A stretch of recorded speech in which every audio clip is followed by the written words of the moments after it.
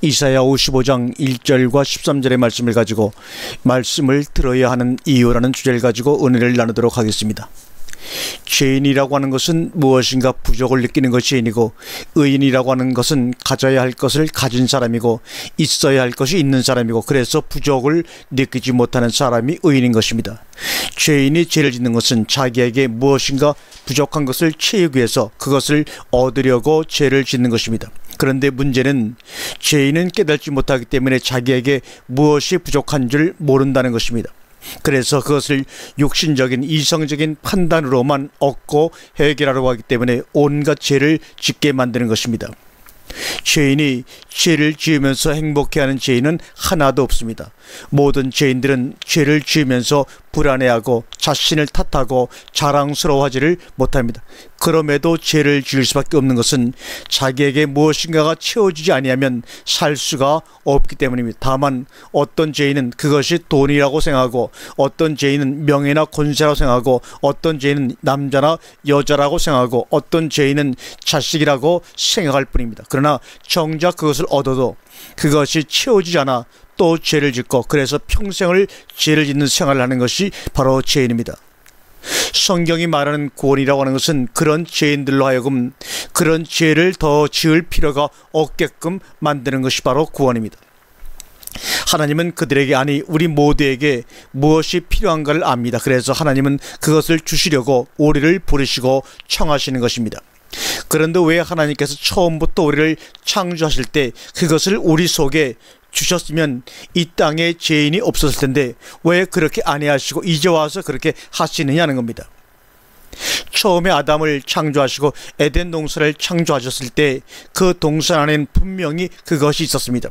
그래서 그것을 먹고 그것을 얻었으면 아담을 비롯해서 그 후손들이 이런 고통을 당하지 아니했을 것입니다. 그러나 하나님의 말씀을 순종하지 아니하고 그것을 먹기 전에 뱀을 만나 범죄 사건이 일어나고 타락 사건이 일어난 것입니다. 마귀의 미혹은 우리에게 있어야 할 것을 못 얻게 하는 것이 바로 마귀의 미혹입니다. 그것을 못 얻게 하고 오히려 그것을 비껴가게 하여 육신적이고 지식적으로 그것을 찾게 해서 우리를 방황하게 하고 우리를 힘들게 하고 우리에게 헛수고를 하게 하는 그런 악을 우리에게 준 것입니다. 그래서 하나님은 두 번의 구원을 하셔야 했습니다. 한 번은 우리가 마귀의 미혹에 빠져있는 상황에서 우리를 건져내는 구원을 한 번 하셔야 했고, 그리고 두 번째는 그 마귀의 의식 속에 사로잡혀 있던 우리들의 가치관을 바꿔놓는 것입니다. 그래서 그들이 정말로 필요한 것은 무엇인가를 알게 하기까지, 그래서 그것을 얻게 하는 두 번째 구원을 베푸셔야 하셨던 것입니다. 그 구원의 첫 번째 해결책이 여러분과 제가 아는 십자가이고, 두 번째 해결책이 바로 그리스도의 성령이신 것입니다. 성령이신 것입니다. 그런데 우리는 하나님께서 우리에게 주시는 있어야 할 것을 직분을 얻는 것으로, 돈을 사는 것으로, 그리고 땀을 흘려 수고하는 것으로, 혹은 철야를 하고 금식을 하면서 하나님 앞에 매달려야 하는 것으로 알고 있다는 것이 큰 문제입니다. 하나님은 그것을 우리에게 해결적으로 주시지 아니하시고 오늘 이사야 55장이 말씀하고 있는 이 말씀을 우리에게 해결적으로 주신 것입니다.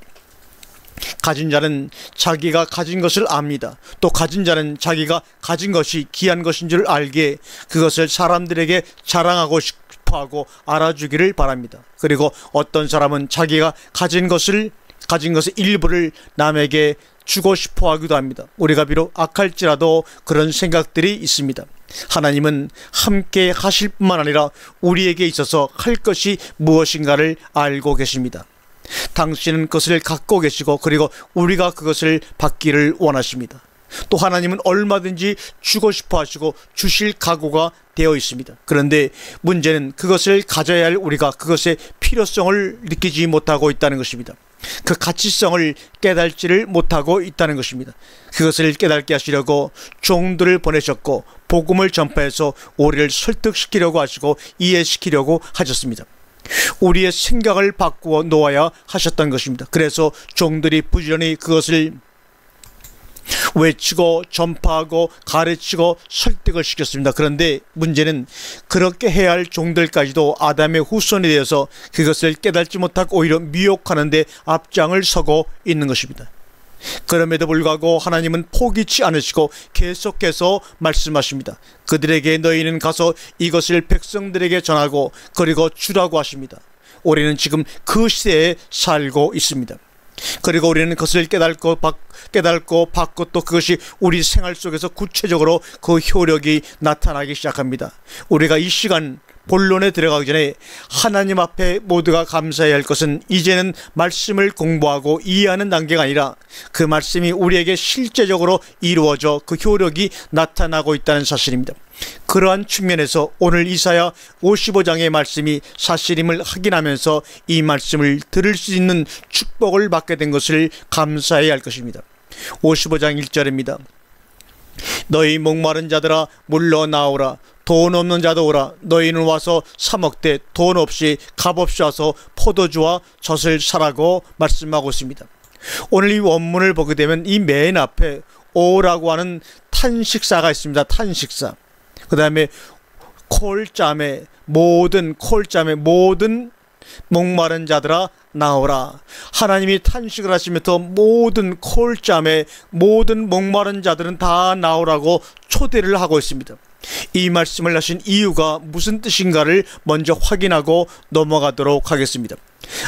아모스 8장 11절에 주 여호와께서 가라사대 보라 날이 이를지라 내가 기근을 땅에 보내리니 양식이 없어 주림이 아니며 물이 없어 가람이 아니요 여호와의 말씀을 듣지 못한 기갈이라고 말하고 있습니다. 또한 12절에 사람이 이 바다에서 저 바다까지 북에서 동까지 비틀거리며 여호와의 말씀을 구하려고 달려 왕래하되 얻지 못하리니 그날에 아름다운 처녀와 젊은 남자가 다 갈아여 피곤하리라. 여기 말씀을 보면 어떤 날이 온다는 겁니다. 그런데 그날에는 물이 없어 가람도 아니고 양식이 없어 굶주림도 아닌 그런 때가 온다는 것입니다. 사람이라고 하는 것은 짐승과 달라서 육신적으로 먹을 것 마실 것이 있으면 사는 것이 아닙니다. 하나님께서는 모든 인간들에게 하나님적인 요소를 넣어주셨습니다. 그래서 사람들에게는 그것이 꼭 있어야 합니다. 다시 말하면 인간이라고 하는 것은 땅적인 몸을 입고 있지만 그 내면은 하늘적 요소로 채워져야 한다는 것입니다. 그래서 발은 땅을 밟고 있지만 머리는 하늘을 향하고 있습니다. 육신은 땅에서 난 것을 먹고 살아야 하지만 영혼은 하늘에서 내려온 떡을 먹고 살아야 합니다. 그런데 하나님께서 지금까지 육신의 양식만 먹고도 살도록 허용하였습니다. 이해를 하여 주셨습니다. 그런 생활을 말이죠. 왜냐하면 그때가 되면 하늘문을 열고 하늘 양식을 내려줄 계획을 갖고 계셨던 것입니다. 그때가 이르기 전까지는 하나님께서 육신의 양식을 먹어도 아무렇지 않게 살 수 있도록 우리에게 은혜를 베풀어 주셨습니다. 그것이 소위 성경이 말하는 은혜 시대라고 하는 것입니다. 그래서 먹고 마시고 살고 파고 팔고 시집가고 장가가고 집 짓는 일에만 매달려도 인간은 살아갈 수 있도록 하나님께서 일정한 기간을 은혜로 주셨습니다. 그러나 하나님은 언제까지나 그렇게 하시지는 않습니다. 언젠가는 사람이 하나님적인 것이 없이는 살 수 없는 때가 오도록 성경에서 정해 놓으셨습니다. 그때가 되면 육신의 양식만으로는 절대로 살 수 없는 때가 온다는 것입니다. 그때가 언제입니까? 아모스 8장 9절에 주 여호와께서 가라사대 그날에 내가 해로 대낮에 지게 하여 백주의 땅을 캄캄케 하며 10절에 너희 절기를 애통으로 너희의 모든 노래를 애곡으로 변하며 모든 사람으로 굵은 배로 허리를 동이게 하며 모든 머리를 대머리 되게 하며 독자의 죽음을 인하여 애통하게 하며 그 결국으로 공고한 날과 같게 하리라고 말씀하고 있습니다. 영적인 천재지변이 일어난다는 것을 아모스 8장에서 분명히 우리에게 말씀하고 있습니다. 다시 말하면 하나님의 은혜의 기간이 끝난다는 것입니다. 마태복음의 산상순을 보면 하나님은 선인과 악인의 그대를 비추시고 의로운 자와 불의한 자에게도 비를 내리신다 그러셨습니다. 이것이 은혜의 때입니다. 그런데 그 은혜의 기간이 언젠간 끝나게 되면 갑자기 백주의 해를 잃고 캄캄함이 임한다는 것입니다. 그래서 사람들이 방황하게 되고 혼란이 일어나고 그리고 피곤하게 됩니다. 지구에서 사람이 살기 시작한 지가 수억 년이 되었지만 옛날 사람들은 지금보다도 몇 배나 더 일을 많이 하며 살았습니다. 사냥하고 농사짓고 아이들도 더 많이 낳고 지금 사람들보다도 훨씬 일의 양이 많았습니다. 부산에서 안양까지 과거 시험을 보내면 부잣집 선비는 말이라도 타고 오지만 대다수의 사람들은 꼼짝없이 몇 날 며칠을 걸어서 한양까지 와서 과거 시험을 쳐야 했습니다. 그러고도 아이고나 피곤해 죽겠네 하는 사람이 없었습니다. 그때 당시에는 피곤하다라는 단어 자체가 없었습니다. 그런데 오늘날은 무엇이 그리도 피곤합니까? 몇십 리를 걸어 다니기를 합니까? 옛날 사람처럼 일을 많이 합니까? 그런데도 여전히 피곤하다고 그럽니다. 스트레스를 견디기 어렵다고 합니다. 시내만 나갔다 들어와도 피곤해 죽겠다고 합니다. 미세먼지 때문에 정말 나가서 일을 하지 못하겠다고 합니다. 온 것도 아니고 갔다가 오면서 노동을 하고 온 것도 아닌데 피곤하다고 합니다. 하루 종일 엉덩이 책상에 붙이고 앉아서 사무 보고 왔어도 피곤하다고 합니다. 왜 그러느냐 하는 겁니다. 그 이유는 해가 빛을 잃고 백주의 캄캄함이 밀려오기 시작하기 때문입니다. 그런데 더 중요한 것은 어떤 때가 그런 현상이 나타나느냐 하는 겁니다. 아모스 8장 4절에 궁핍한 자를 삼키며 땅에 가난한 자를 많게 하려는 자들아 이 말을 들을지어다. 너희가 이르기를 월삭이 언제나 지나서 우리로 곡식을 팔게 하며 안식일이 언제나 지나서 우리로 밀을 내게 할고 에바를 작게 하여 세계를 크게 하며 거짓 저울로 속이며 에바를 작게 하여 새끼를 크게 하며 이 말은 대를 줄인다는 말입니다. 대를 줄이면 똑같은 양이라도 돈이 많아집니다. 곡식은 조금 주면서 돈 액수는 더 많아지는 아모스 8장 6절에 은으로 가난한 자를 사며 신앙컬레로 궁핍한 자를 사며 찌꺼지를 팔지 않는다. 찌꺼지까지 다 팔아먹자는 겁니다. 7절에 여호와께서 야곱의 영광을 가리켜 맹세하시되 내가 저희의 모든 행위를 영영 잊지 아니하리라 하셨나니 이로 인하여 땅이 떨지 않겠으며 그 가운데 모든 거민이 애통하지 않겠느냐. 온 땅이 하수에 넘친같이 솟아오르며 애굽강같이 뛰놀다가 낮아지리라. 이것이 그때 일어날 사건들입니다. 그래서 아모스 8장은 어떤 때 무슨 일이 일어나서 그때 기갈과 기근이 올 것이라는 말씀을 하고 있습니다. 여러분은 이 시대가 어느 시대라고 생각을 하고 계십니까? 과거에 이러한 시대가 있었습니까? 이러한 때에 너희 모든 목마른 자들아 물러나오라고 주님이 우리를 부르고 계십니다. 지금 우리가 무슨 증거를 하고 있느냐 하면 아모스 8장의 시대가 왔다는 것을 증거하고 있는 것입니다. 오늘도 이 영상을 통해서 여러분에게 하나님의 말씀을 나누는 것은 아모스 8장의 시대가 드디어 우리에게 왔다는 것을 알고 이 말씀을 여러분에게 증거하며 나누는 것입니다. 우리가 어렸을 때만 해도 아무 교회나 나가면 됩니다. 특별히 이런 경우 없어도 사람들이 잘 살았습니다. 그저 교회 가면 은혜가 스럽고 부흥회를 한다고 하면 새벽부터 밤까지 그렇게 좋을 수가 없었습니다. 얼마나 많은 사람들이 모여서 말씀을 듣고 기뻐했는지 모릅니다. 불평하는 사람도 원망하는 사람도 아무도 없었습니다. 목마르다는 얘기도 없었고 배가 고프다는 얘기도 없었습니다. 지금보다 훨씬 못 사는 시대인데도 불구하고 말입니다. 그런데 언제부턴가 우리도 알지 못하는 사이에 이래서는 못 살겠다라고 하는 생각이 들면서 하나님을 찾기 시작한 것입니다. 다시 말하면 그 시대가 실질적으로 왔다는 겁니다. 오늘도 동쪽에서는 해가 떴습니다. 공기도 맑고 상쾌합니다. 아무 일도 안 일어났습니다. 그런데도 사람들 속에서 무언가 모를 피곤이 몰려오기 시작합니다.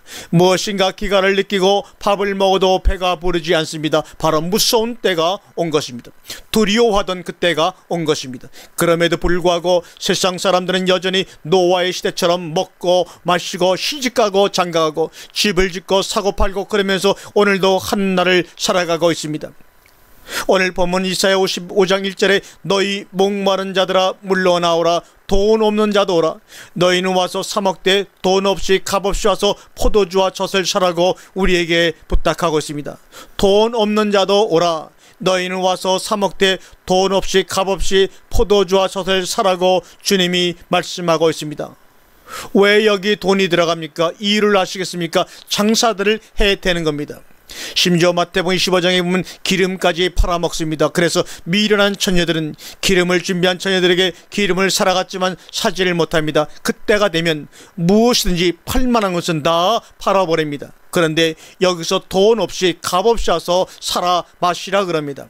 이 사다라고 하는 히브리어는 샤바르라는 동사인데, 이 동사는 특히 창세기 42장 43장에서 주로 많이 쓰던 동사입니다. 거기에 보면 요셉의 형들이 가나안 땅에 기근이 들어가지고 애굽의 양식을 살아왔을 때 쓰는 동사가 바로 샤바르라고 하는 동사입니다. 이 샤바르 동사는 세베르라고 하는 양식, 곡식에서 유래를 했으며 오직 곡식을 살 때만 쓰는 동사가 바로 샤바르 동사입니다. 또 이 사다라는 동사가 카나라는 동사가 있는데, 이 동사는 무엇인지 곡식 말고도 무엇이 살 때 쓰는 동사가 바로 카나 동사입니다. 그런데 이 샤바라는 동사는 양식만을 쓸 때 쓰는 유일한 단어입니다. 잠언 11장 26절에 곡식을 내지 아니하는 자는 백성에게 저주를 받을 것이나 샤바 파는 자는 그 머리에 복이 임하리라. 마태복음 24장 45절에 충성되고 지혜 있는 종이 주인에게 그 집 사람들을 맡아 때를 따라 양식을 나눠줄 자가 누구뇨? 주인이 올 때 그 종에 이렇게 하는 것을 보면 그 종이 복이 있으리로다. 아멘. 곡식이라는 것은 내다 팔아주어야 합니다. 그래야 백성들이 사먹고 살게 되어 있습니다. 그런데 정작 성경은 곡식을 내지도 아니하는 자도 백성에게 저주를 받을 것이요, 또 중요한 것은 양식이라는 것을 팔아먹는 자도 저주를 받을 것이라고 말합니다. 오늘 본문에서 재미없는 단어가 하나 나와 있습니다. 한번 보겠습니다. 너희 목마른 자들아 물러 나오라. 돈 없는 자도 오라. 너희는 와서 사 먹되 돈 없이 값없이 와서 포도주와 젖을 사라. 이렇게 나와 있습니다. 여기서 돈 없이 값없이 와서 포도주와 젖을 사라 할 때 없이라는 부정어가 벨로라는 단어가 있어요. 벨로. 네. 앞에 없다라는 단어는 애인을 썼는데 뒤에 없이는 벨로라는 부정어를 썼습니다. 같은 부정어인데도 이 다릅니다. 벨로라는 부정어는 잠언에 한 번 나오고 오늘 본문 이사야서 55장에 딱 2번 나옵니다. 왜 이렇게 벨로라는 특수한 단어를 썼을까? 단어가 많이 안 쓰이는 것은 학자들도 잘 연구하지 않습니다. 이 벨로라는 단어는 돈과 전혀 상관없이 그런 말입니다. 이럴 때 벨로라는 부정을 씁니다. 돈과 전혀 상관없이. 그러니까 이중 부정이라는 겁니다. 그렇게밖에는 표현할 방법이 없는 그런 단어가 바로 벨로라는 부정어입니다. 그러니까 하나님의 말씀의 양식은 돈하고는 전혀 상관이 없다는 겁니다. 돈으로 살 수 있는 것도 아니고 돈을 받고 팔아서 안 되는 그런 양식이라는 겁니다. 그런데 또 그 양식을 살 때 샤바라는 단어를 쓰고 있지요. 그러면 이게 무슨 말이냐? 이 말은 돈으로 살 수 있는 육신의 양식이 아니라는 얘기를 강조하는 겁니다. 그래서 벨로라는 부정어를 쓴 것입니다. 그러면 무슨 말이냐? 돈 없이 어찌 살 수 있고 값도 없이 어떻게 살라는 겁니까? 이런 질문을 할 수가 있지요. 돈 없이 살라는 얘기가 도대체 무슨 말이냐 하는 겁니다. 귀로 들어서 마음으로 들어서 살아 이겁니다. 그래서 우리가 하나님의 말씀을 듣는 것은 사는 겁니다. 그러니까 지금 여러분들은 하나님의 말씀을 듣고 있는 것이 아니라 사고 있는 것입니다. 무슨 말씀을요? 양식이 되는 하나님의 말씀을 사고 있는 것입니다. 그래서 지금 여기는 말씀의 시장입니다. 돈을 받고 거래하는 시장의 장터가 아니라 들어서 사는 시장터라는 것입니다. 여러분, 양심이라고 하는 것이 무엇입니까? 먹는 겁니다. 왜 먹어요? 심심해서 먹습니까? 아니죠. 먹으면 그것이 뱃속에 들어가 소화가 되어서 효력을 발생하기 때문에 먹는 겁니다. 무엇이든지 먹어서 효력을 발생하면 그것은 우리의 양식입니다. 그런데 우리의 몸을 유익하게 하고 우리 몸에서 효력을 발생하는 것은 육신의 양식이지만 우리 속 사람에게 효력을 발생하는 것은 오직 하나님의 말씀인 것입니다. 그러니까 육신의 양식은 돈을 주고 사는 것처럼 영의 양식도 사라는 것입니다. 그런데 육신의 양식은 땅에서 나고 수고를 해야 되기 때문에 돈을 주고 사야 하지만 영의 양식은 하나님께로부터 그냥 내려오는 것이기 때문에 돈 주고 사지 말고 들으라는 겁니다. 그러면서 하시는 말씀이 2절에 너희가 어찌하여 양식 아닌 것을 위하여 은을 달아주며 배부르게 못할 것을 위하여 수고를 하느냐. 나를 청종하라. 그리하면 너희가 좋은 것을 먹을 것이며 너희 마음이 기름진 것으로 즐거움을 얻으리라고 말씀하고 있습니다. 왜 양식 아닌 것에 돈을 주며 왜 배부름과 상관이 없는 수고를 하느냐 하는 것입니다. 나를 청종하라. 나를 청종하라. 이 말씀의 히브리어 원문에는 쉐메우 시모아 엘라이, 시메우 샤모아 엘라이, 부정사가 붙어가지고 강조가 되면 너희는 내게 나와서 반드시 들으라. 그리하면 첫 번째가 너희가 좋은 것을 먹을 것이요 듣는 것이 바로 먹는 것입니다. 육신의 양식은 입으로 들어가고 뒤로 나오지만 하나님의 말씀인 영의 양식은 귀로 들어가서 입으로 나옵니다. 입으로 먹는 양식은 돈을 주고 사고 귀로 먹는 양식은 들어서 사는 것입니다. 입으로 먹는 양식은 돈 없으면 못 사지만 귀로 듣는 하나님의 영의 양식은 돈이 없어서 못 산다고 아무도 핑계할 수가 없습니다. 그것은 돈이 없어서가 아니라 게을러서 안 들었기 때문입니다. 그러니까 우리가 하나님의 말씀을 듣는다는 것을 먹는다라고 생각해야 되고 산다라고 생각을 해야 합니다. 그런데 여기서 산다라고 하는 말을 왜 그렇게 강조를 했느냐? 얻어온 것과 산 것은, 사온 것은 애착이 다르지요. 산 것은 법적으로 내 것입니다. 그런데 남이 주는 것은, 받는 것은 도로 가져가도 말을 못합니다. 뒤에 말씀을 보면 하늘에서 비가 내려가지고 다시 하늘로 가는데 아니라 그럽니다. 우리가 시편 55편 10절과 11절 말씀을 읽어보죠. 비와 눈이 하늘에서 내려서는 다시 그리로 가지 않고 토지를 적시어 싹이 나게 하며 열매가 맺게 하여 파종하는 자에게 종자를 주며 먹는 자에게 양식을 준 것 같이 내 입에서 나가는 말도 헛되이 내게로 뒤돌아오지 아니하고 나의 기뻐하는 뜻을 이루며 내가 보낸 일에 형통함이니라. 땅을 적셔서 심는 자에게는 종자를 주며 먹는 자에게는 양식을 주리니, 그러니까 중요한 것은 심는 자의 종자가 되고 먹는 자에게는 양식이 된다는 것입니다. 다시 말하면 심는 자의 것이 되고 먹는 자의 것이 된다는 겁니다. 그러나 아무리 하늘에서 비를 흡족하게 잘 내려줘도 안 심으면 그냥 지나가 버리는 것입니다. 세상에서 불쌍한 사람은 팔이 없는 게 아니고 다리가 하나 없는 게 아니라 영혼의 병이 든 자들입니다. 그것은 세상의 어떤 의학기구로도 안 되고 오직 말씀으로 밖에는 치료가 되지 않습니다.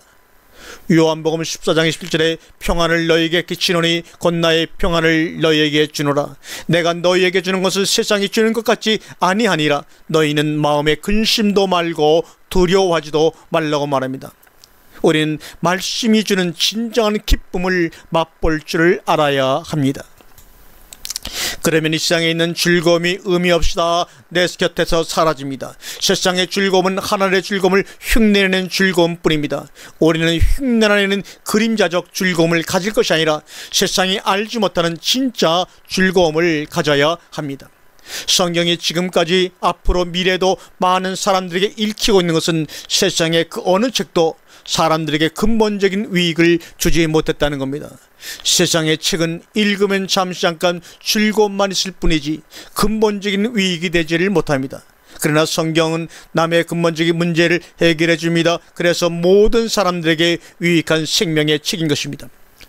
이사야 55장 6절에 너희는 여호와를 만날 만할 때 찾으라, 가까이 계실 때에 그를 부르라고 말합니다. 1절에서는 너희는 들으라 그러면서 돈 없이 사라고 말합니다. 근데 6절에서는 찾으라, 구하라 이럽니다. 원문은 다라시, 이 다라시라는 히브리어를 쓰고 있습니다. 그런데 언제 여호와를 찾느냐? 만날 만할 때 찾으라. 원문은 마차, 나팔 동사 썼습니다. 이 마차라는 말은 찾다, 얻다, 이루다는 말입니다. 그를 발견할 수 있을 때, 그가 나타날 때, 다시 말하면 계시의 때를 말하는 것입니다. 하나님의 말씀은 하나님 자신입니다. 주님은 요한복음 6장에서 당신 자신을 우리의 양식이라고 말씀하셨습니다. 그래서 내 살을 먹고 내 피를 마셔라. 그러면 이 말이 무슨 말이냐? 앞에서는 포도주와 젖을 사라고 그랬죠. 하나님을 사라는 겁니다. 돈 주고요? 아닙니다. 우리는 지금 하나님을 돈 없이 값 없이 살 수 있는 시대에 살고 있습니다. 그래서 나의 하나님이 되시는 겁니다. 내 것에 하나님이 된다는 겁니다. 여러분 정말로 실감이 납니까? 한번 물어봅시다. 예수 그리스도 그분이 우리의 주인이십니까? 종이십니까? 우리가 그분을 섬겨야 합니까? 그분이 우리를 섬깁니까? 그분이 우리를 섬기죠. 그런데 내 마음대로 내 시키는 대로 해주는 종은 우리가 어떻게 합니까? 사야 되죠. 밧줄부를 하루 쓰려면 얼마를 줘야 합니까? 돈 주고 사야 합니다. 그 종을 사는 겁니다. 그래서 주님은 말씀하시기를 내가 온 것은 섬김을 받으려 함이 아니라 섬기려고 하고 도리어 내 목숨을 많은 사람들에게 대성물로 주려 함이라. 우리를 섬기기 위하여 당신의 목숨을 들이신 것입니다. 우리가 그분을 섬기고 도와드릴 것이 아무것도 없습니다. 부자가 가난한 사람을 섬기는 것이 가난한 사람이 부자를 섬기지를 못합니다. 부자는 가난한 사람 도울 것이 너무나 많습니다. 그러나 가난한 사람이 부자 도울 것은 밥이나 해주고 청소나 해주는 것밖에는 별로 할 것이 없습니다.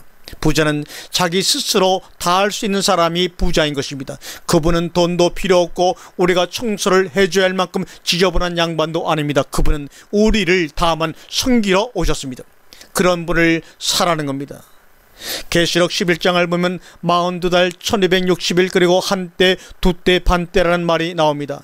1260일이 42달이고 42달은 3년 반이니까 1년하고 2년하고 반년입니다. 이게 바로 한때 두때 반때입니다. 그러니까 42달이라고 하든지 1260이라고 하든지 한때 두때 반때라고 하든지 그 말이 그 말 아닙니까? 그런데 절대로 그렇지가 않습니다. 그런데 1260일을 쓸 때하고 42달을 쓸 때하고 한때 두때 반때를 쓸 때는 다릅니다. 이것을 우리가 깨달을 줄을 알아야 합니다. 무엇이 다른가 하면 1260이라면 헤메라가 들어가고 42달이라고 하는 것은 밤이라는 말이 들어갑니다. 그러면 낮에는 해가 주관하고 달은 밤을 주관하는 큰 강명입니다. 1260일이 나오면 꼭 구원을 이야기하고 42달이 나오면 꼭 짓밟으리라는 말이 나옵니다. 그러니까 날이라고 하는 말은 구원이라는 말이고 달이라고 하는 말은 어두움이 지배한다는 말입니다. 그런데 기껏해야 한때 두때 반때라는 겁니다. 그래서 다니엘서 12장에서 1290일 조금 더 가서 1335일까지 이르는 사람은 복이 있을 것이다 라고 하신 것입니다. 시편 19편 2절에 날은 날에게 말하고 밤은 밤에게 지식을 전하니 언어가 없고 들리는 소리도 없으나 그 소리가 온 땅에 통하고 그 말씀이 세계 끝까지 이르도다. 하나님이 해를 위하여 하늘에 장막을 베푸셨도다. 날은 날에게 말을 합니다. 그런데 밤은 밤에게 지식을 전합니다. 다르죠? 날은 말을 하고 밤은 지식을 전합니다. 계시록 12장 6절에 그 여자가 광야로 도망가매 거기서 1260일 동안 저를 양육하기 위하여 하나님의 예비하신 곳이 있더라. 이 본문에서 양육하려는 말이 나오는데 이것은 복수로 나옵니다. 그럼 복수가 뭐냐? 헤메라스 날들이면 날들. 요한복음 11장 9절에 예수께서 대답하시되 낮이 12시가 아니냐? 사람이 낮에 다니면 이 세상의 빛을 보므로 실족지 아니하고 밤에 다니면 빛이 그 사람 안에 없는 거로 실족하느니라. 이제까지 종들이 하나님의 말씀을 전달만 해왔습니다. 앞으로도 그럴 것이라고 베드로와 요한, 야고보 같은 사람들이 살아계신 예수님을 만났고 그분에게서 직접 배운 사람들이고 심지어 아브라함까지도 우리를 부러워하는 것은 뭐냐면 우리는 살아서 하나님의 말씀이 이루어진 것을 경험하는 사람들이라는 것입니다. 그들은 멀리서 그것을 보고 환영하며 기뻐하며 즐거워했습니다. 우리 여기서 잘못하면 그 나라에 가서 믿음의 선진들에게 군밤깨나 맞을 것입니다. 이 사람들아, 우리는 멀리서 보고도 너희보다 잘 믿었는데 너희들은 현실적으로 말씀을 경험하고 받았으면서도 왜 그랬냐? 우리는 우리에게 주신 것만큼 우리의 믿음과 말씀을 감당해야 할 줄로 압니다. 아멘.